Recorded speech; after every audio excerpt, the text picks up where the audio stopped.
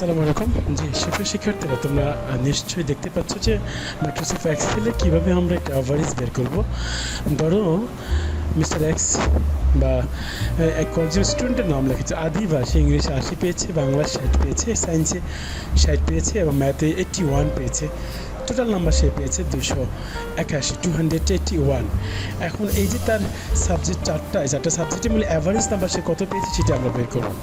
অ্যাভারেজের ঘরে ক্লিক করব, দুইটিভাবে পারবো। একটি হচ্ছে আমরা ইকুয়াল দেব, অ্যাভারেজ দেব AVE অ্যাভারেজ,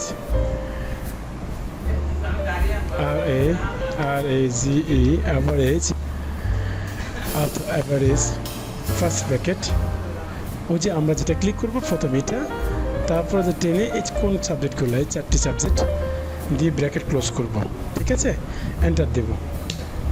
এই যে অ্যাভারেজ বের হয়ে গেছে। সুপ্রিয় শিক্ষার্থী, তোমার নিশ্চয়ই দেখতে পাচ্ছ। বাকি যেগুলো আছে এগুলোও আমরা এভাবে বের করতে পারবো। Thank you so much. তোমরা সকলে ভালো থাকবে।